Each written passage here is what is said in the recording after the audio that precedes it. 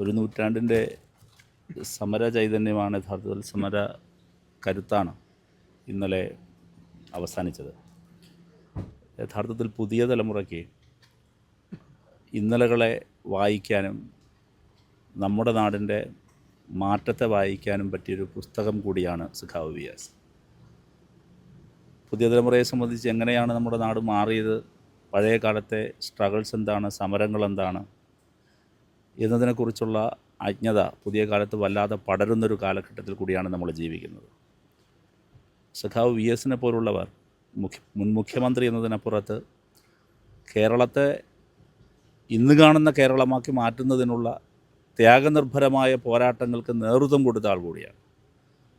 അപ്പോൾ ഒന്നിനും വേണ്ടിയല്ലാതെ അന്നൊരു കാലത്ത് ഇത്തരത്തിലുള്ള ഒരു കെട്ട കാലത്തിനെതിരായ പോരാട്ടങ്ങൾക്ക് നേതൃത്വം കൊടുത്ത ഒരാളാണ് ഇക്കഴിഞ്ഞ കാലമത്രയും നമുക്കരികിൽ ജീവിക്കുകയും നമുക്ക് നേതൃത്വം നൽകുകയും ചെയ്ത് ഇപ്പോൾ നമ്മെ വിട്ടുപോയിരിക്കുന്നത്.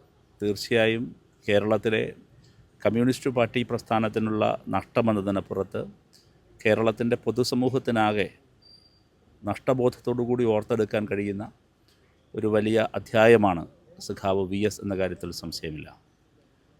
വിദ്യാർത്ഥി സംഘടനാ കാലത്താണ് അദ്ദേഹത്തോടൊപ്പം അദ്ദേഹത്തിനെ നമുക്ക് കൂടുതൽ അടുത്തറിഞ്ഞ് ഇടപെടാൻ കഴിഞ്ഞിട്ടുള്ളത്. ഒട്ടേറെ അനുഭവങ്ങളുണ്ട്. തലസ്ഥാനത്ത് നടന്ന ത്യാഗനിർഭരമായ വിദ്യാർത്ഥി സമരങ്ങളിൽ അന്നൊക്കെ തല്ലുകൊണ്ട് കിടക്കുന്ന വിദ്യാർത്ഥികൾക്കരികിലേക്ക് ഓടിയെത്തുന്ന പ്രതീക്ഷയുടെ അടയാളം കൂടിയായിരുന്നു സഖാവ് അന്ന് ഞങ്ങൾക്കെല്ലാം വി.എസ്. എല്ലാവർക്കും അങ്ങനെയായിരുന്നു. ആശുപത്രിയിലേക്ക് ഓടിയെത്തുന്ന, ജയിലിലേക്ക് ഞങ്ങൾക്ക് കരുത്ത് പകരാൻ അന്ന് വിദ്യാർത്ഥികൾക്കിടയിലേക്ക് ഓടിയെത്തുന്ന, സെക്രട്ടേറിയറ്റിന് മുമ്പിൽ സമരപ്പന്തലുയർന്നാൽ അപ്രതീക്ഷിതമായ സമരപ്പന്തലിനരികിലേക്ക് പെട്ടെന്ന് പാഞ്ഞെത്തുന്ന ഒരാളായിരുന്നു സഖാവ് വി.എസ്. ആ സമരക്കരുത്ത് അങ്ങനെ നേരിട്ട് അടുത്ത് അനുഭവിച്ചറിയാൻ അന്നത്തെ വിദ്യാർത്ഥികൾക്കൊപ്പം എനിക്കും സാധിച്ചിട്ടുണ്ട്. അങ്ങനെ ഒട്ടേറെ അനുഭവങ്ങളുണ്ട്. ഞാൻ ഓർക്കുന്ന മറ്റൊരു കാര്യം, മാധ്യമപ്രവർത്തകനായ അദ്ദേഹത്തോടൊപ്പം ഒരു പകൽ നേരം മുഴുവൻ സഞ്ചരിക്കാൻ കഴിഞ്ഞു എന്ന അനുഭവം കൂടി എനിക്കുണ്ട്. കൈരളി ടി വിയിൽ നിന്ന് മാധ്യമപ്രവർത്തകനായി ജോലിയെടുക്കവേ നേതാവിനൊപ്പം ഒരു ദിവസം എന്ന ഒരു പരിപാടി സാധാരണഗതിയിൽ നിങ്ങളൊക്കെ ഇപ്പോഴും നടത്തുപോലെ അന്നുണ്ടായിരുന്നു. അപ്പോൾ അതിൽ അന്നത്തെ തദ്ദേശ സ്വയംഭരണ സ്ഥാപനങ്ങളിലേക്കുള്ള തിരഞ്ഞെടുപ്പിൽ സഖാവ് വി.എസിനൊപ്പം ഒരു ദിവസം യാത്ര ചെയ്യാൻ നിയോഗിക്കപ്പെട്ട റിപ്പോർട്ടർ ഞാനായിരുന്നു.